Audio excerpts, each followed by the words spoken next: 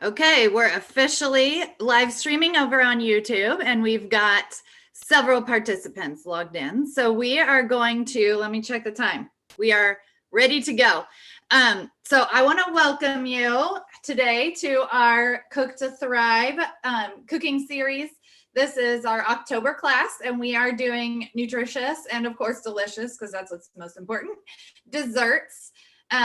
And my intern, Courtney, is on with me today helping to run the slideshow, and she actually helped kind of refine our apple crisp recipe for today. So what I want to do, I've got some things to share with you around the sort of topic of nutritious and delicious desserts. But I want to go ahead and kind of get us started on the apple crisp because it takes about 40 minutes to bake.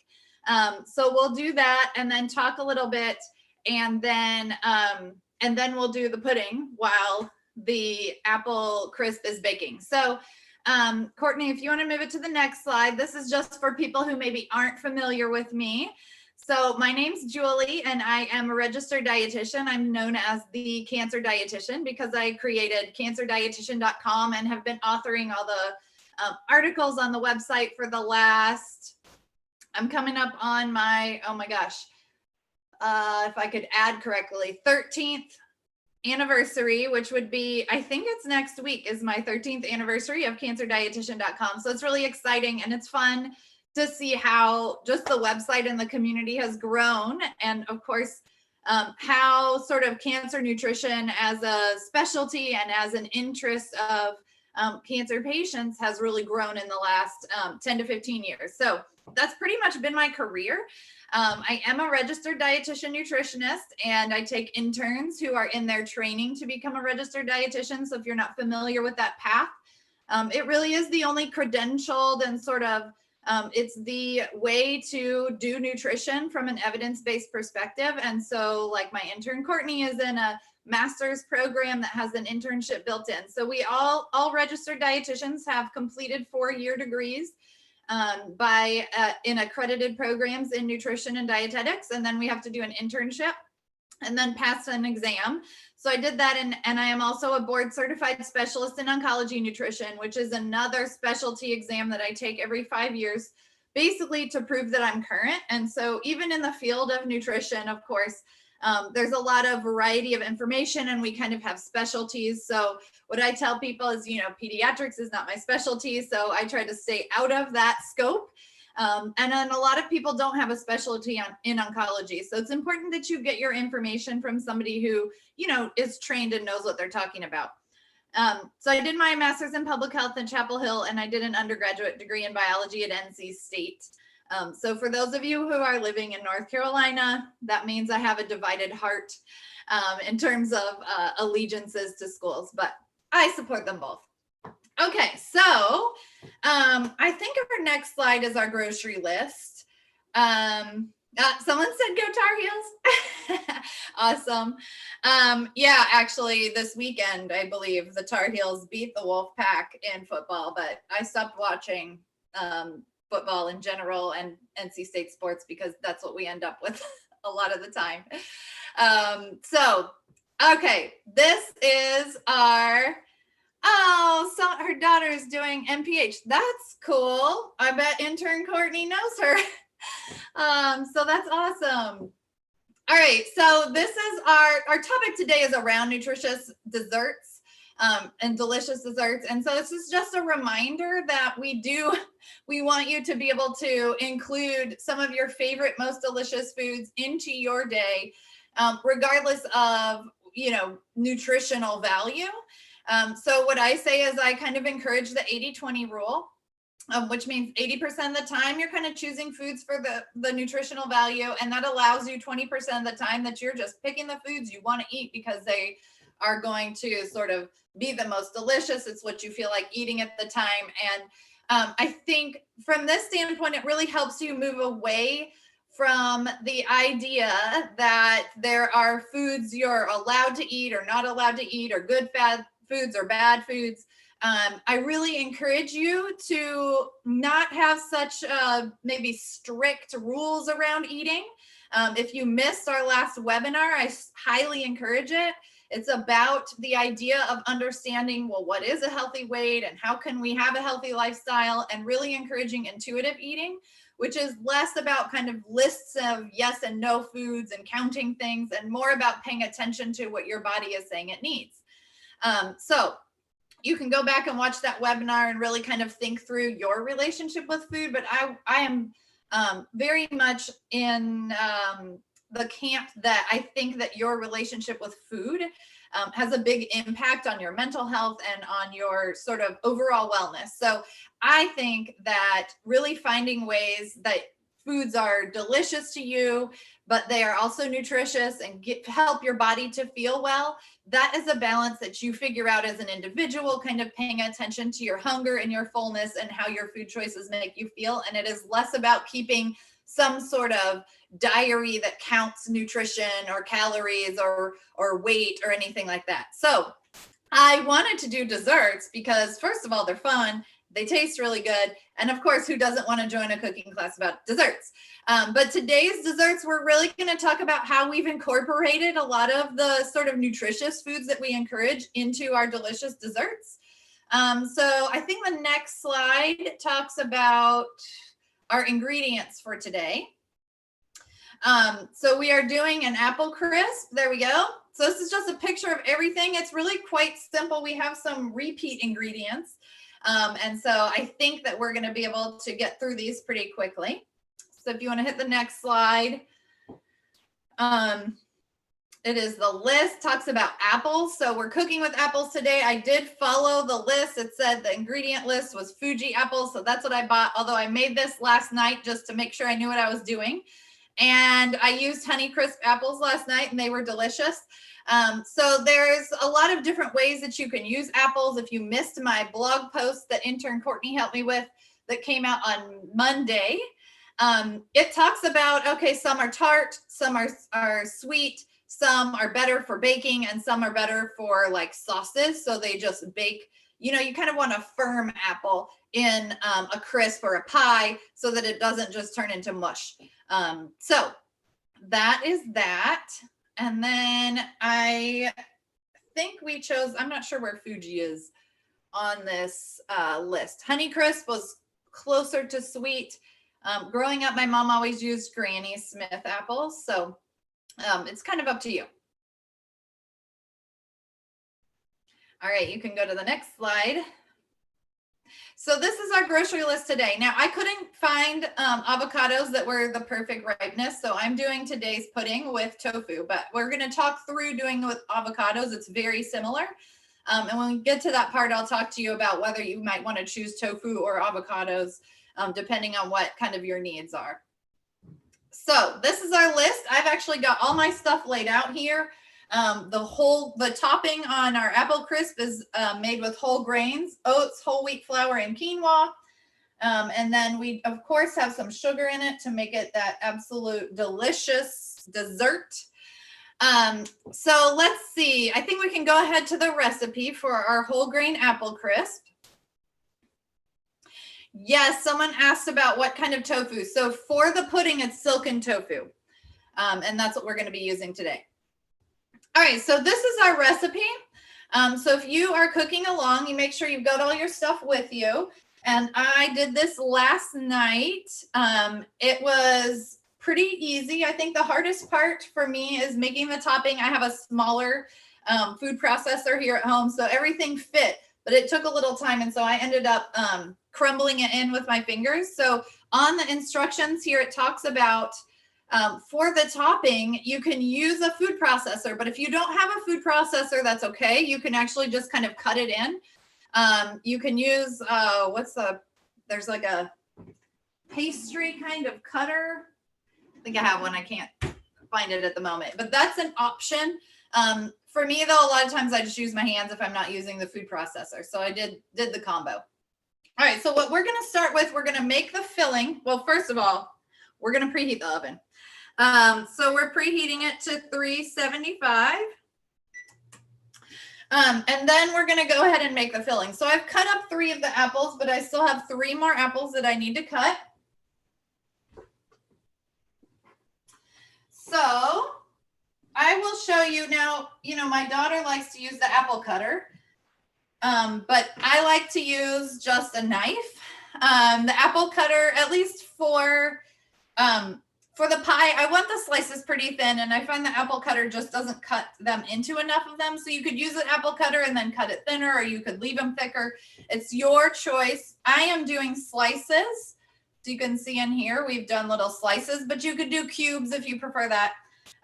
So this is how I was taught by a chef to cut an apple or anything else that you're cutting around the core.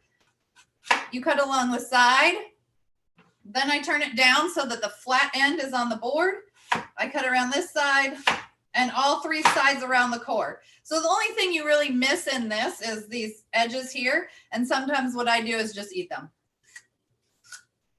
Don't like to waste. Or if you have kids around, they're good for eating them. Oh, yeah. Courtney, will you turn the slideshow off? Thank you. You participants are always helpful to make sure that we remember what we're doing with our technology. So I have an overhead camera. There we go. So everybody, you should be seeing me on one side of your screen and then my overhead camera and the cutting board. Hopefully that's better. All right, so I have 3 more apples I can show you. But what I've done is they basically cut it off the core. And then the safest way to cut is to then put them all with the flat sides down and then cut them into slices. And I get them in my bowl.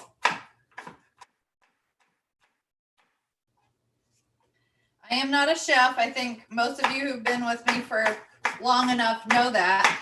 My type of cooking is kind of simple and quick. So I don't like real long ingredient lists. I don't like things that are going to take a long time. I like to eat delicious food, but I don't like to be in the kitchen forever. Oh, your back starts to hurt, your feet hurt. I just want to eat good food. And okay, so the other thing I'll point out here is that I am leaving the skin on the apple. Part of that is, like I said, I'm a little lazy in terms of a chef. So if I have to take the skin off, I find that actually quite annoying. It's a lot of work, and then I feel like I'm wasting. So what I would tell you about taking the skin off is if you're really picky or you have family members who really don't like the texture of the skin in the crisp, you can take it off. My family did not notice. I have a 3-year-old and almost 10-year-old, and then myself and my husband. My husband's not picky at all. I'm more picky than he is. And then, of course, a 3-year-old and a 10-year-old, you're going to have picky. Nobody complained about the skin on the apple. So I think that's one thing to keep in mind. The other thing is the skin does have a lot of nutrition in it. So whenever possible, I try to keep the skins on unless they're really dirty or unless it's going to make it taste bad.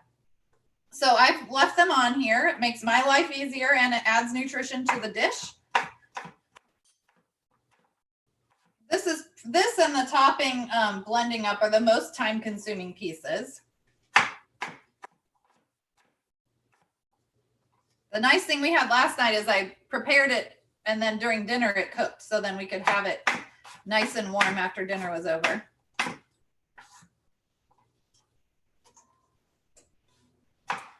right. So we've got our apples. And then I'm going to go ahead and mix up the filling with the apples, and then we'll move into making the topping. So the other pieces that we have in the filling are lemon juice. So it's 1 lemon. I'm so awful about getting my lemon in the frame. There we go. 1 lemon. This one's kind of small, but it's the zest of the whole lemon and then the juice of half of the lemon. So we're going to go ahead and I got this zester. I'm not a salesperson for Pampered Chef, but I do find that there are just some things that I've gotten from Pampered Chef that are really, really good. I had a different zester and I could never get it to work, but this one has been really good for me. I love that the skin actually just stays right here in it. So it kind of contains it. So I'm going to do the whole lemon skin.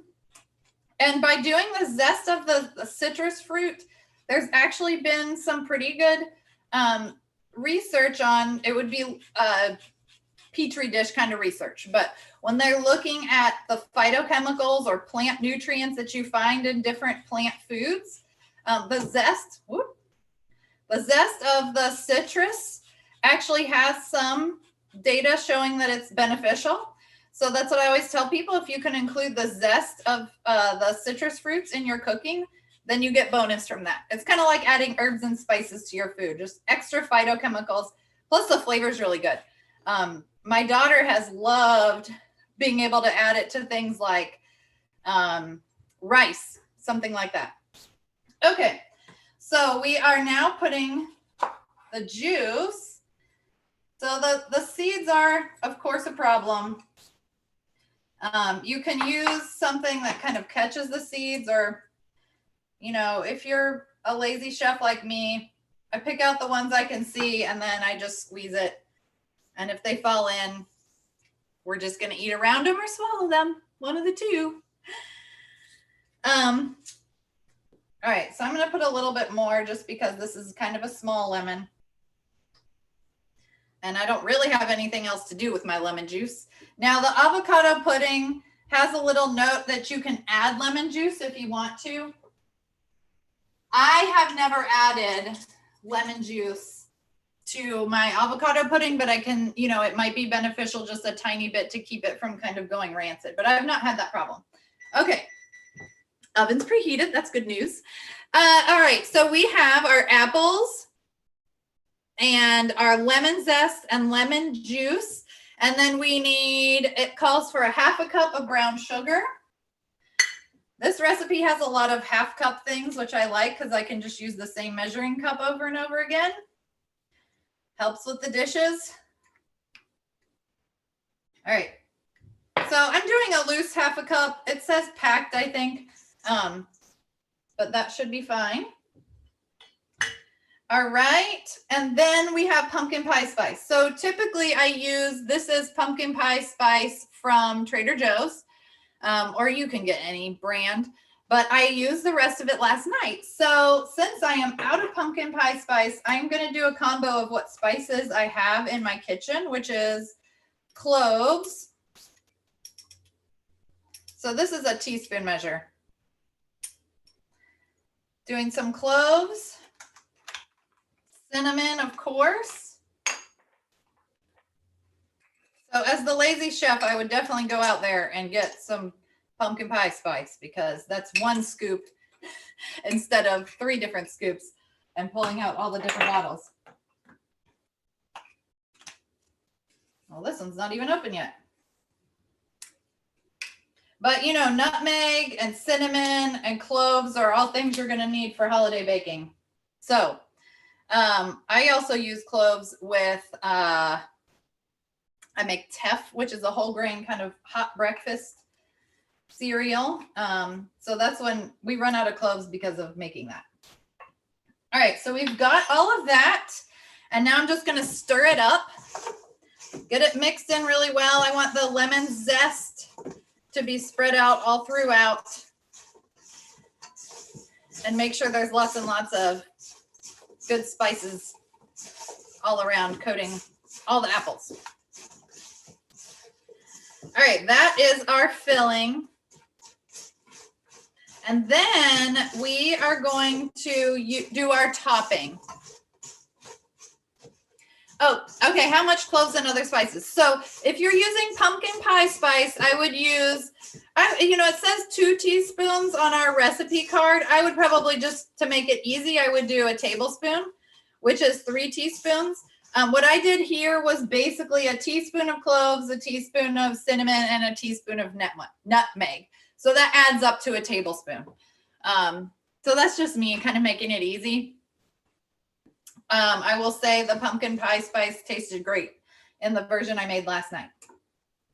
Okay, so that is our filling.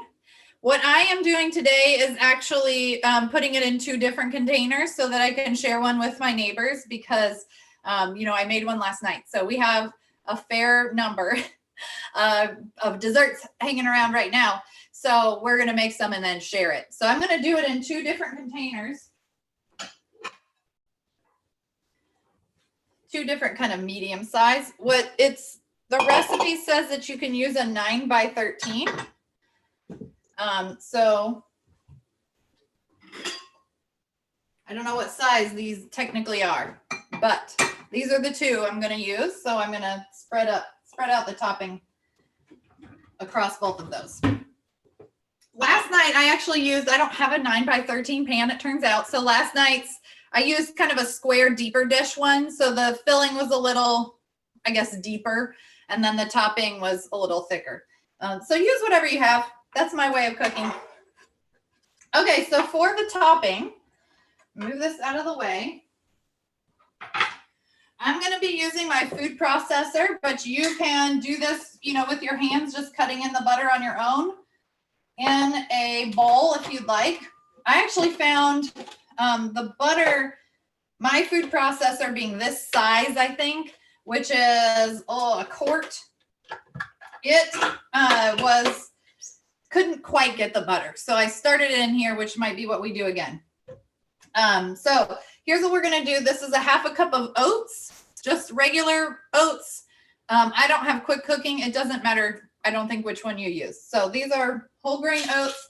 I buy them at Costco. They're quite affordable. They're probably the most affordable whole grain there is, maybe. Then this is whole wheat flour. I did get, white whole wheat flour because that's what was available at my grocery store. That's a half a cup of the whole wheat flour. And then we have a half a cup of quinoa. So the quinoa is a whole grain. It's not cooked when we put it in here. And so it's going to add a little crunch to our topping, which is really fun. So for those of you who like a whole grain, what do we call it? It's kind of a nutty flavor. The other option you could do with a topping is to actually put nuts in it. That kind of gives it a really delicious flavor. But this is pretty fun. It's something that I've never tried before. And intern Courtney actually saw some tips about it. So that's what we did. She also has used millet. So you could use millet or quinoa. She did a combo of both, but she felt like they both kind of had the same texture. So whatever you have around, I happen to keep quinoa around. So that's what we use. All right, so that's a half a cup of oats, a half a cup of quinoa, a half a cup of whole wheat flour. See, I get to use the same measuring cup all the time. And then we will have a half a cup of brown sugar. So I'm going to measure that out again. And then we will put in our butter. Now, since I had a little bit of a hard time with the butter mixing in yesterday, what I did, I pulled the butter out ahead of time to try to get it a little softer. And I'm going to use a little less than a whole stick, kind of see if it works a little bit better that way. We do need the butter in the topping so that it kind of forms a crisp together. If you don't put any butter or fat in it, it's just going to be this crumbly mix in.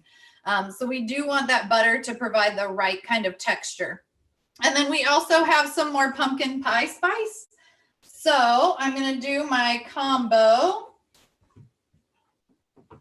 of cloves. Here's what's going to happen. It's going to all dump out. That's what I'm worried about. Okay. So I'm doing a teaspoon, little less than a teaspoon of this. We're going to just guess. All right. Teaspoon of cloves or a little less. Teaspoon of cinnamon. And then a teaspoon of nutmeg. And that is going to be the equivalent of essentially a tablespoon of pumpkin pie spice. On the recipe card itself, it says 2 teaspoons, so maybe a little less. So you can adjust it, whatever works for you, whatever your tastes are, however fresh your spices are. If your spices aren't particularly fresh, they are going to be less potent. So it often requires more spices to get kind of the same flavor. So if your spices are relatively new, you might do a little bit less. And if they're old, you might do a little bit more. Okay, so that's all the dry ingredients. And then we're going to add our butter. And what I'm going to do is cut it up a little bit, which gives my food processor a little help. If you have a bigger food processor, kind of been on my list to maybe consider getting, because our pudding, when we do our pudding, you're going to see it is going to fill it almost all the way to the top. So it might be a benefit if you have the slightly larger food processor, but I've had this for almost 20 years and feel like I'm just going to keep going. All right, here we go. So I'm going to turn it on.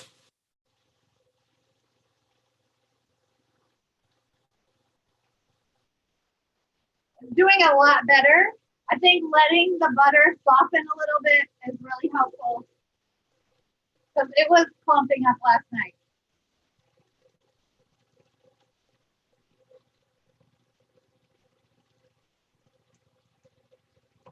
So that looks pretty good, actually. What I did last night was to scoop it out, and then I put it in this other container to make sure it was nice and mixed. And then when I had to, let me move this over here so you can see. When I did have to kind of mix it in with my fingers a little bit more, I did that in this bowl. So you can see it's pretty. In the instructions, it talks about kind of a cornmeal texture. You can see that. The quinoa does not really blend up, but the oats kind of blend into more of a flour texture. And then kind of get stuck in the corners here. So last night when I had kind of the clumps of butter, I did use my hands to break it up. Today, this worked out really well. So there's a little tip for you, is to let your butter sit out and soften while you do everything else.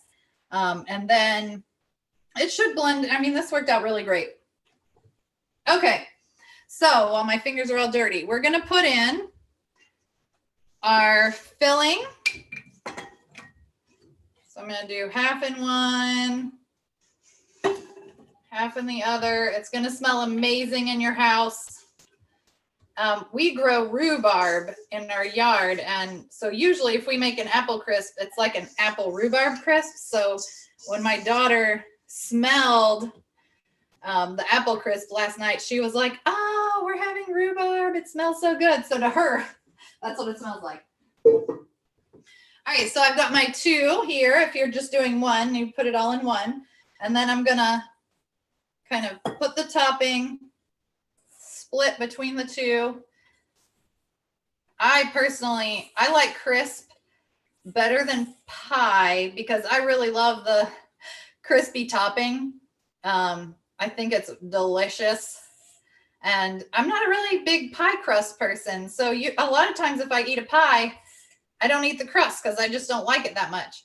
And I like the filling of the pie, and I like the, I prefer a crisp topping. So my preference, even, on traditional holiday recipes, is for a crisp. All right. So you can kind of see what it looks like. I press it down just a little bit. And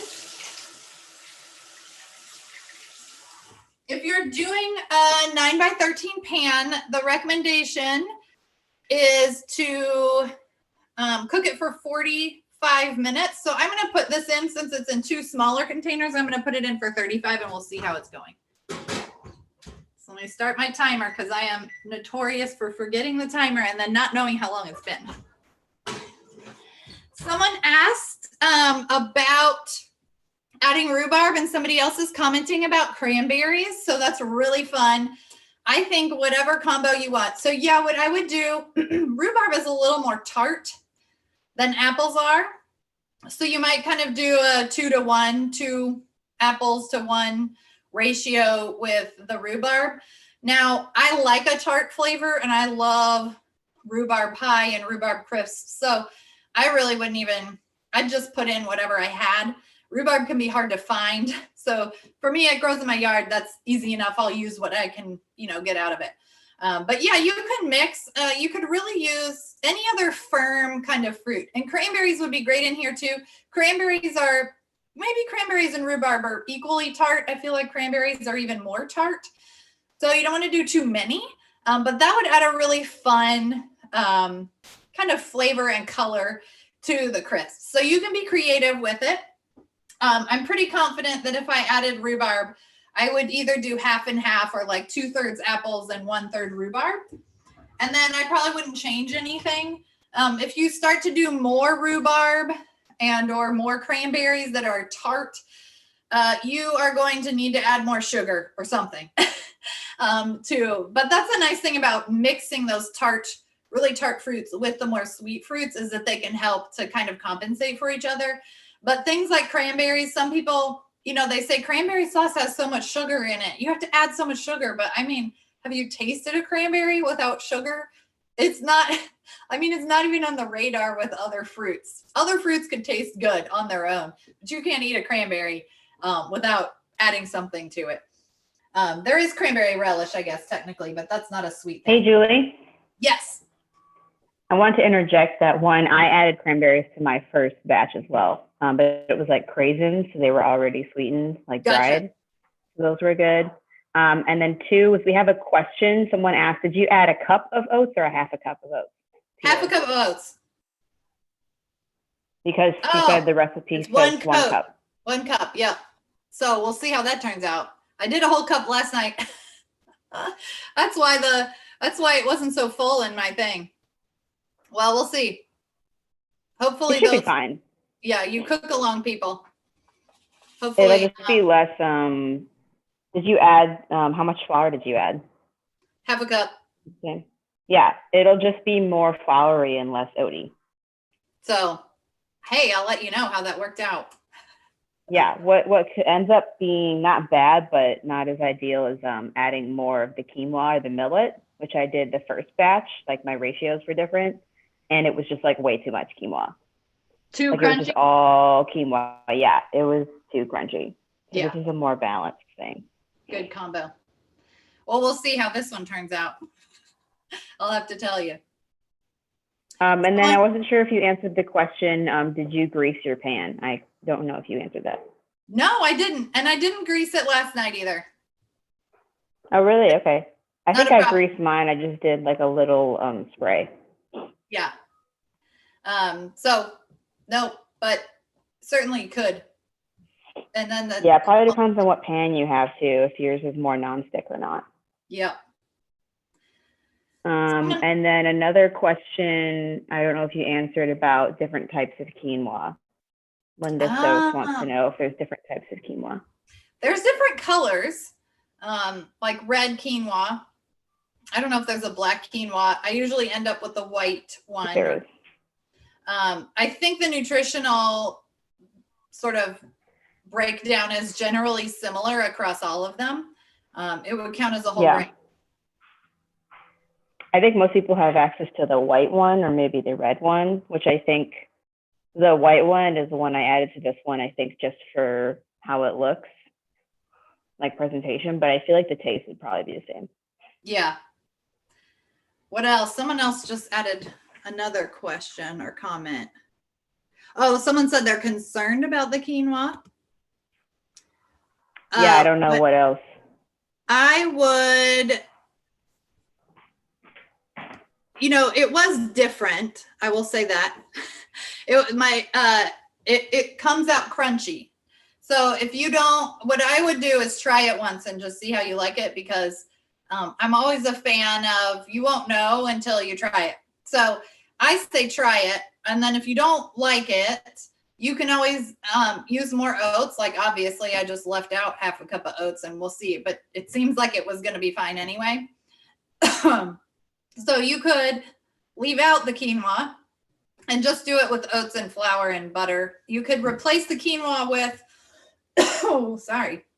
with a half a cup of nuts. And I think that would add another, just a different flavor, but it would be, the texture would be different. So if you're concerned about the quinoa in terms of the texture, like you don't want a crunchy topping, then I would replace it with nuts and make sure they go, into the food processor. And it would be a different nutrient profile, but somewhat similar. Quinoa actually has quite a bit of protein for what we consider to be kind of a grain. It's technically a seed. So you could use another seed or something like that if you wanted to, but I would use pecans or walnuts if I was going to take out the quinoa. Yeah, I have another idea too. If you wanted to keep the whole grain, you could always blend the quinoa Right. into like more of a flour. If it's a texture issue you're worried about, you could always make it like more floury or just less crunchy. All right. So I need to rinse out, kind of clean out my food processor. So hopefully for those of you who are cooking along, your crisp is kind of put together and it's in the oven. And then I am going to clean out the food processor because we're going to use it again for I'm making tofu pudding. Maybe you're doing avocado pudding. Maybe you're going to do both. So let me clean that out. Julie, can you answer some more questions while you're rinsing? Yes. More questions. One person said, can I substitute the whole wheat flour with gluten-free flour, I believe? Yeah.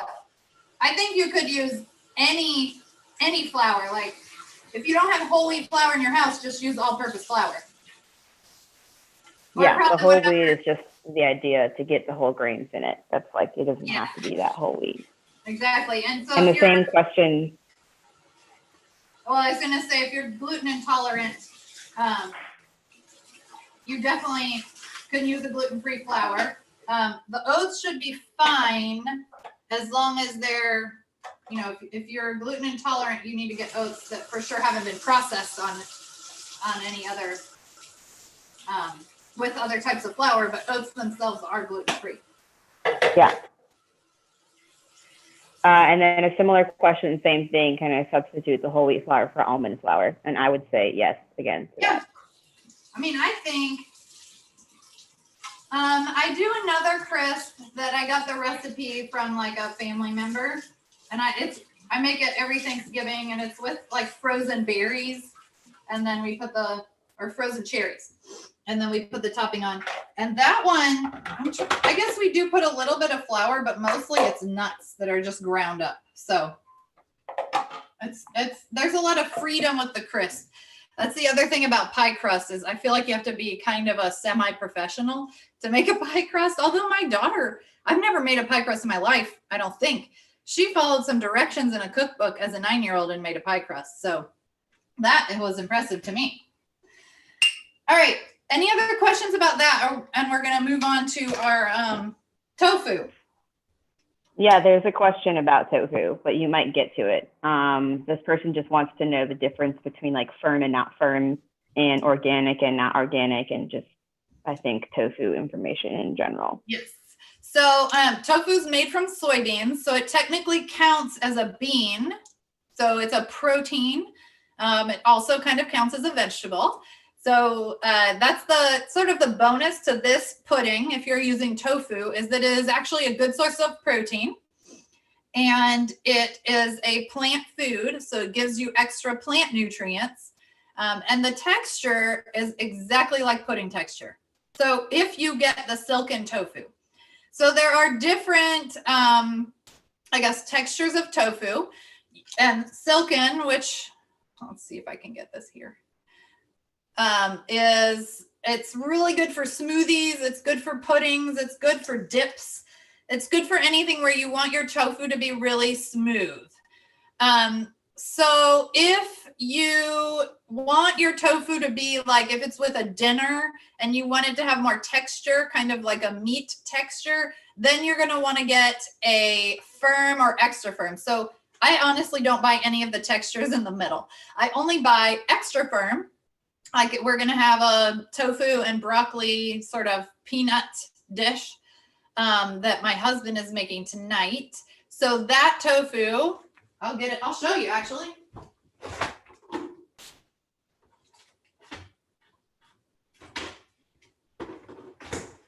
Looks the same, like from a buyer's standpoint, when you're in the grocery store, it looks the same. The containers, right? Like they look exactly the same. But basically the extra firm, it says it right here, tofu extra firm is just going to it's going to be more chewy. Like they've removed more of the water. And there's more of a texture to it. And so we prefer that for eating it. But if I'm going to drink it, or I want it like a texture of pudding, then I want the silken tofu. As far as organic, or not, doesn't matter to me. So you can read my articles about organic and GMOs, and basically the research at this point is saying that either way is perfectly fine.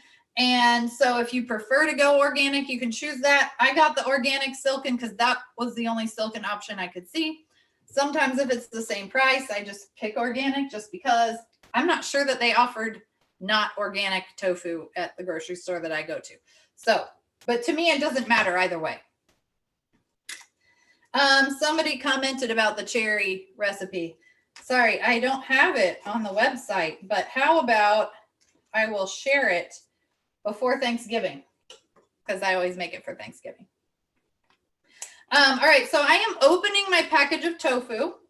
It's very wet. Do we have other tofu questions? Sure. If you have time.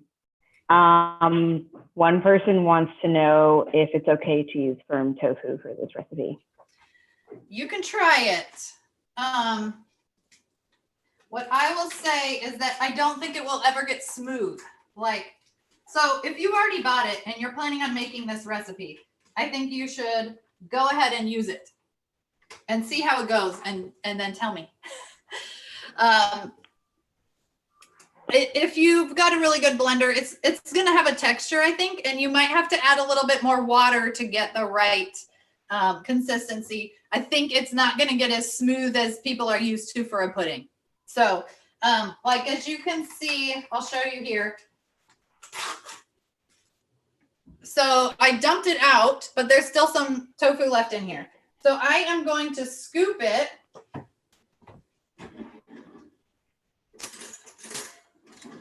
out of here. Actually, the silken, I don't think I even needed to drain. I wanted to get some of the water off the top. So I went ahead and scooped it out into my colander. Sometimes they call for you to drain it. With the firm one, whoever's using the firm, I would go ahead and drain it. I always drain it for cooking. If I'm cooking with tofu, like our recipe tonight,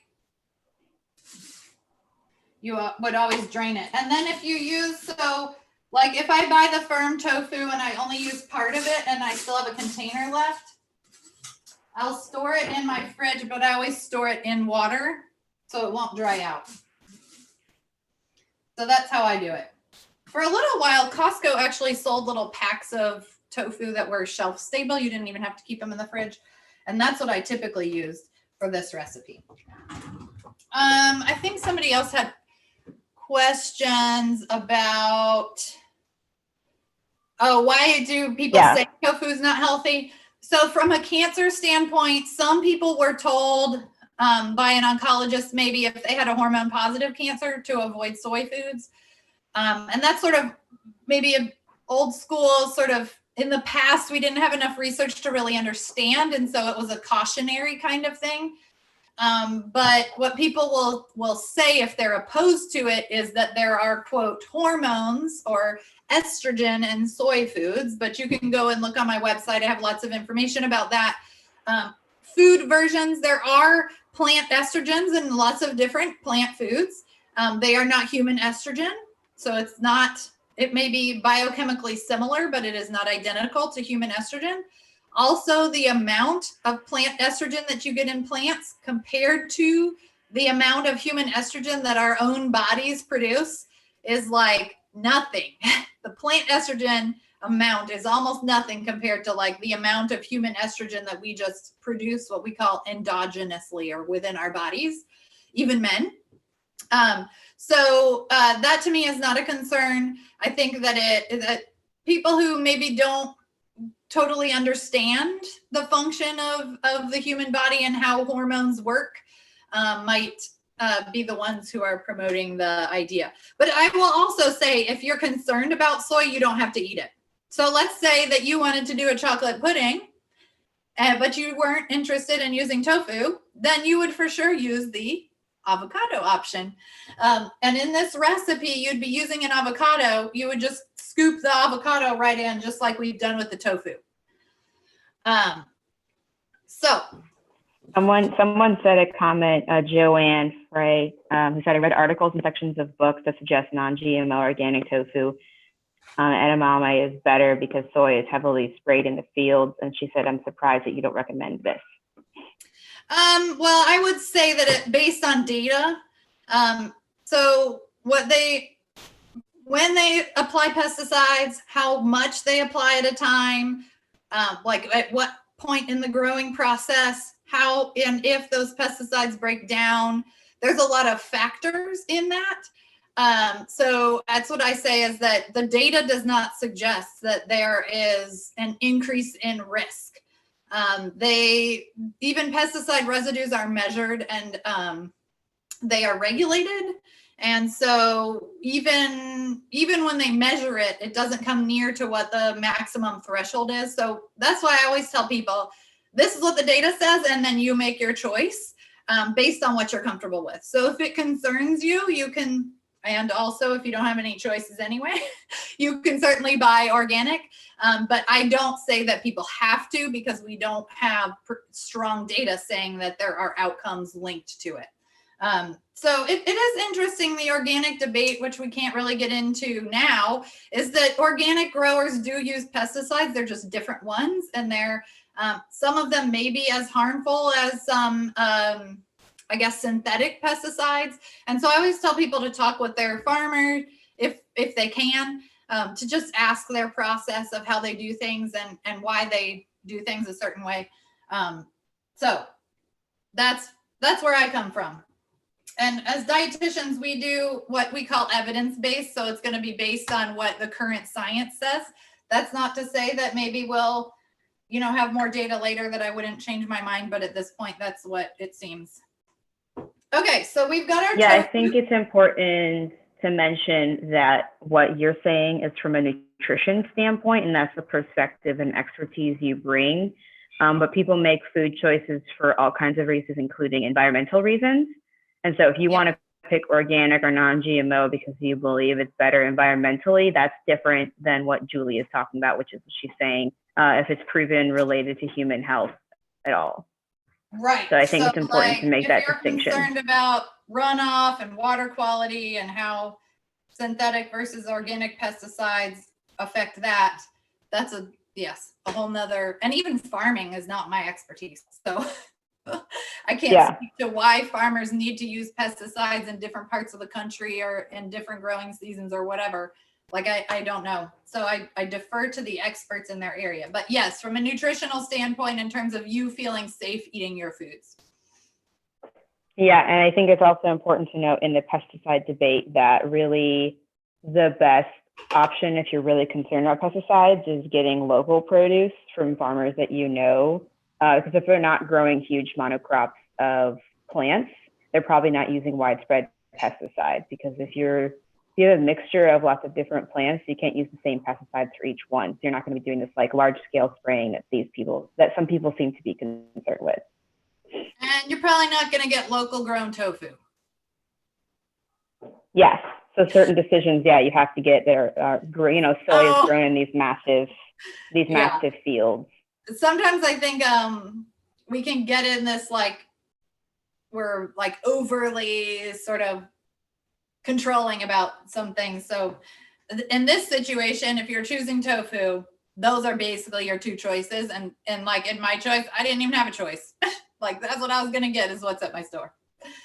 So a 1/4 cup of unsweetened cocoa powder. Now I used this because this is what my store had. How much grocers have control. I personally like the Hershey's Special Dark Cocoa Powder because it always gave the best flavor, and I cannot find it anymore. So I don't know who's selling it, where I can get it. I probably need to look online because this one I just got while I was at the grocery store. But anyway, so we'll see how it tastes. If it's as chocolatey as I'm used to, because I'm used to using the other kind. But so we have a 1/4 cup of cocoa powder. That's what gives it its chocolate color and its chocolate flavor. But we need a sweetener. Otherwise, tofu and unsweetened cocoa powder will look like chocolate pudding, and it will not taste like chocolate pudding. So this is why when we talk about desserts, you're going to add sugar to your desserts for them to taste appropriate. And that's okay. What we're looking at here is the fact that you're going to get a dessert that has extra nutrition added to it. more than you would get maybe if you bought like a pudding cup at the store. So it calls for a 1/4 cup of maple syrup. You could use honey. Let's see if I have enough in here. I might actually, you know, the maple syrup is more runny, which is a nice, I think that's nice for a pudding. But honey would work too. When we do the avocado pudding, I think it calls for honey, but you could use either one really. All right, so we put this is what's gonna make it taste sweet. So the cocoa powder makes it taste chocolatey. And then you gotta add something to make it taste sweet. And basically the tofu is just giving it, and the avocado, it's just giving it that texture. And then what you will taste is the cocoa powder and the sugar, the sweetness. And then we're gonna add vanilla. So the tofu calls for 2 teaspoons of vanilla extract.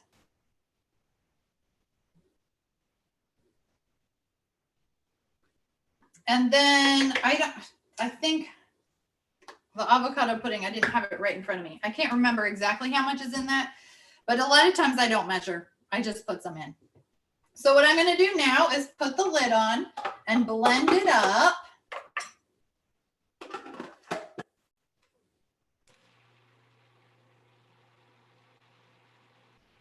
You want it really, really smooth, of course, because if you're feeding this to any family members who maybe aren't really interested in eating tofu, and you're thinking you might surprise them, make sure it's smooth.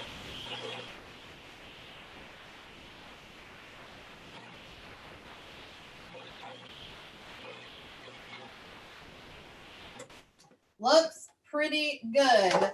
I'm just gonna push it down and kind of scoop around and make sure it's nice and mixed. And then you will want to put this in the fridge.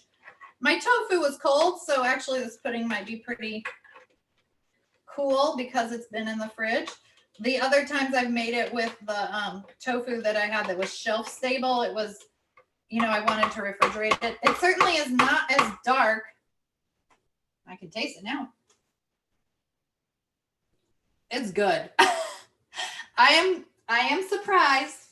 It's not as dark as when I used the Hershey Special Dark, but that is still really good.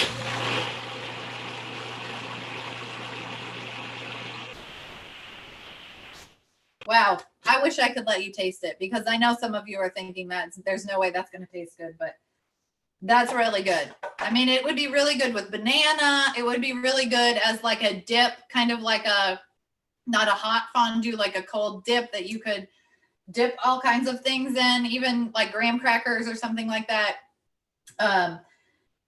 It is not, let me see if I can, let me put it in a bowl so you can kind of see the consistency.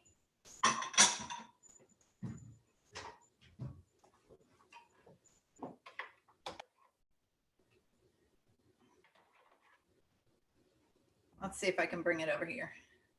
So you can see it's relatively a little bit runny, I guess. When I've made it with avocado,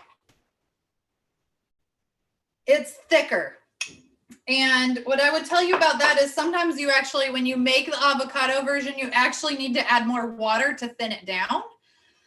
So the tofu actually is almost the perfect consistency for a little bit runnier. If you like your pudding thicker, you maybe could use a firm or maybe not silken tofu, but the next one, or you do the avocado. The thing is, you've got to have your avocados pretty perfect in order to use them, because you don't want to, you need the perfect flavor. You don't want them too ripe where you kind of have more of a rancid flavor from the avocado, and you don't want it not ripe enough where the consistency is just wrong. So that's my only, you know, when I make the avocado pudding, it's typically not planned ahead. It's typically like I bought a bag of 6 avocados from Costco, and of course they all turn perfectly ripe all at the same time. And then I'm like, well, I can only eat so much avocado toast in a day. So the nice thing about making avocado pudding is once you make it, it can stay in the fridge for 2 or 3 days, and you just kind of stir it back up and it tastes just fine. It tastes like pudding, you know, so everybody loves that. But that's a good way to use. I'll even do a double batch of the avocado chocolate pudding. If I have avocados that are ripe, then I'm pretty sure I'm not going to use them. I need to go ahead and use them up. But this is really good. So the nice thing, kind of the differences in nutritional value of doing avocado pudding versus tofu pudding. If you're looking for, let's say, more kind of fat in your dessert, like even people during treatment, I think this can be a really great thing that can help you if you need something smooth and you're looking for something different than another milkshake. This can be a great way. If you go the tofu route, you get more protein. If you go the avocado route, you get sort of more calories and more fat. They are the healthy fats, kind of the good for your heart, monounsaturated fats that you get in avocados. So I would consider them both sort of equally nutritious, equally delicious. Both would go great with apples as a dip or bananas or whatever it is that you want to have with it. But the tofu would give you more protein. So if you're somebody who's in treatment, or even say you're kind of a vegetarian or a vegan and you tend to find it a little bit harder to get a protein source throughout the day, having your dessert also provide a good source of protein is kind of a bonus. And then there's one other dessert that I do have on my website that is a tofu chocolate mousse pie. So it's a little thicker than this is, and then you put it in a pie crust, but it is also delicious. So that's another way that you would just boost the protein through the desserts you're using. So what I would say about just desserts in general is that they're great to include. And if you can figure out a way for your delicious desserts to increase your intake of all these great nutrients that you get from apples or whole grains or, beans like tofu. Some people will make brownies out of black beans. I think that if it tastes good to you, that's great. I think that you shouldn't force yourself to only eat desserts that have added nutritional value. I think sometimes, like I have a pan of brownies over here, they were just box brownies and we made them because it was easy. There's no particular nutritional benefit from eating those brownies, but that's okay sometimes. So allow yourself the freedom to have just the standard, whatever you want to call the most unhealthy dessert you can think of. It's okay to have that sometimes. Allow yourself that. And then also I encourage you to experiment with different desserts that might add up some of the nutrition so that you get that bonus from having it. Anything else on that standpoint, Courtney, from a kind of nutritional standpoint? Not nutritional, but someone wanted you to go over taste differences between the tofu and avocado pudding that you would have.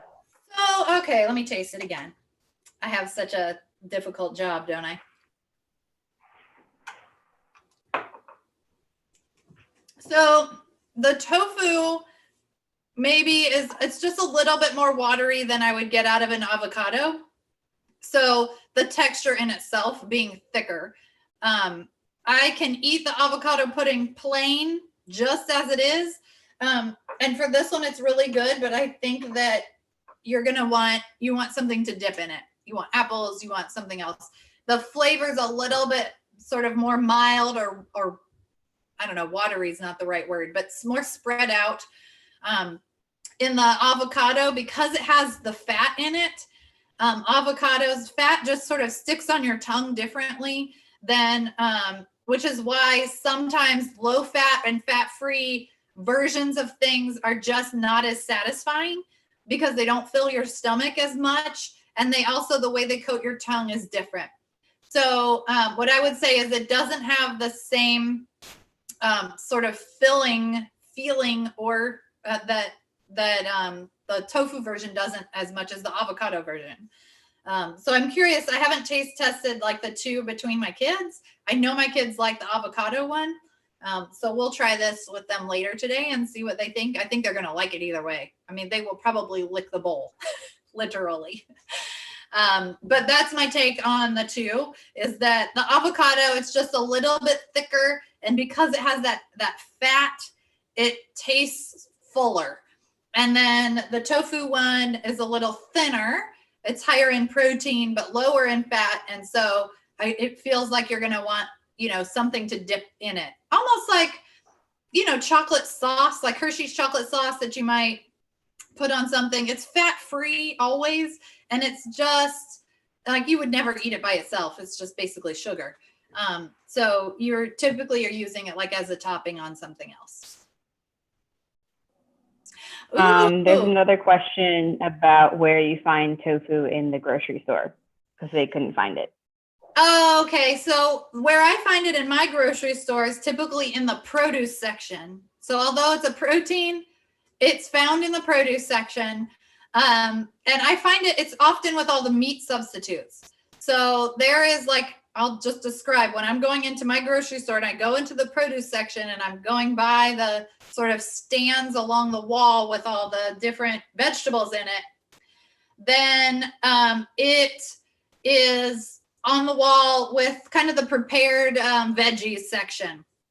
And so it would be there with all the other meat substitutes. Yep, someone's asking about the crisp. 3 minutes on that. It smells delicious in here. Wish I could send the smell through the computer. And then somebody else said that they poured it over blackberries and it's delicious. So that makes my heart happy. I love that people cook along and that you're trying it different ways. I don't know if you've ever tried tofu pudding before, but it makes me happy when people try something they've never tried before. I think if you don't like it, that's okay. But I really like people to try things just because. All right, I'm going to pull these out. They do look done. They smell done. It's a different smell from last night, I think, because of the cloves. It smells really good. They look amazing, I think. All right, you want me to scoop out a little bit for you? All right. For those of you who have to leave because it's right at 12, that's fine. Thank you for coming. I'm going to scoop out and show you what it looks like.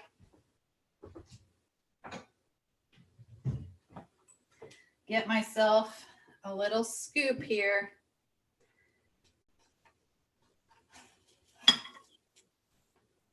It's sizzling. I don't know if you can hear that. And it didn't stick. So I think that's from the non-stick question. Didn't seem to be a problem for me. And you can see the little quinoas and they're crunchy in here. Oh gosh, I have a hard time orienting to this camera. There you go. That's what it looks like. Looks great. It does. It smells amazing. I'm afraid it's going to burn me. Yeah, it's usually really hot in the beginning. I'll take a little bite. It's good to know that you can, is it fully cooked? Oh yeah. The way that I was telling with mine, if it's fully cooked, is that if you use the quinoa or millet, if when you bite into it, it's softer. It's so crunchy, but it's not like you're biting into a rock. It's more like a soft crunch. That's usually how you tell if it's fully cooked or not. Yep, it's definitely crunchy. And remember, I cut out half a cup of oats on accident. It's good. I like it crunchy. Like it gives you something to chew on. Yeah. And even without that half a cup of oats, it seems okay. So I don't know what to tell you about that. Do it either way. It seemed like I had enough topping for it all too. And the apples are perfect. So when I split it into two, I put it in my oven for 35 minutes and it's done. So if you do a smaller one. Somebody was recipe asking, is also based off my oven, which is not great. So if you have a better oven, you might be able to do it in a shorter time. My oven is just terrible. Mine is usually mine takes longer, I think. So someone asked if the pudding would thicken up in the refrigerator. It will thicken up. Mine, I guess my maple syrup wasn't cold. Most of the maple syrup, I pulled the maple syrup out of the fridge. I pulled the tofu out of the fridge. So I think it might thicken up some, not a lot. If you're using avocado or room temperature tofu, when you put it in, definitely you want to put it in the fridge. It doesn't taste right warm. Like you can buy a chocolate pudding cup and eat it warm and it still tastes good, but I don't recommend that for this version. Somebody else asked about salt in the instructions, but not in the ingredient list. So I'm trying to figure out, was that in the pudding or the crisp? I think the crisp for sure. Okay. I didn't add any salt. I don't see it on the ingredient list, but maybe it was on the actual grocery list. So we'll double check that. I add salt to pretty much everything, but I think that's just people's preferences if you want to add salt to it. Well, it tastes good to me. I'll say that, but we will double check that before we post the recipe on my website. So we'll send out. Oh, item 2. Thank you. You're so detail oriented. Yeah, you're right. So we'll make sure that on the website, when we post it, we'll put kind of how much salt. It's probably pinch, which is always helpful. But we'll make sure it's on there. I didn't put it in mine either day. So okay. It is useful in baking. So, okay, somebody else who made it. Love the taste and overall texture. The quinoa is still a bit gritty, so grind it next time. And you might try, I don't know if you can pre-toast it. But anyway. I would say that hers isn't done cooking, I don't think then, because that's kind of how you tell if it's done, if the quinoa is not gritty. So you might need to put it in there for a little longer. It is crunchy. And then, I mean, I put the quinoa in the food processor. I don't think it's going to grind very well unless you have like a grain grinder itself. Or like some people grind their own flax seeds in a coffee grinder. A coffee grinder. Yeah, you could do that. Coffee. It's only used for flax, which is why I don't do it myself. I'm not going to have all these different things, but you might need something a little bit finer, a grinder that grinds finer than a food processor to get that. So I think, is there anything else? I think the only other things to tell you today, I hope you enjoyed it. I'm very much enjoying it. We will put the recipes up. You should get it later this week. We'll send that out by email with the recording, of course. The other things that are coming up in the next month. So, gosh, we're almost to November, which seems crazy. But we are going to have a webinar and a cooking class in November. So I believe the webinar comes up first. It's on November 11th at 8 p.m. And it's about nutrition and the cancer treatment toolbox. So some of our nutrition tools for people who are managing side effects during treatment. And then we will have a cooking class on November 18th with some fall recipes. Courtney, do you remember what we are planning? The recipes? I can't. Yes. We're doing roasted squash and that pumpkin dip. That's right. Mm-hmm. So it should be and also a pumpkin delicious. Smoothie. So it's going to be very squashy. The squash day. Squashy and pumpkiny. So I think people forget pumpkins are squash. So it's all squash all day. Yeah. Very fall. Since we did our apples today. And that's on the 18th. So those are all links to those are on the website. But of course, we'll send those out by email over the next couple of weeks. So thank you so much for joining today. It's always fun. And I can't wait to see pictures of your recipes and how you liked to use them and how your family liked them. Thanks. Have a great day.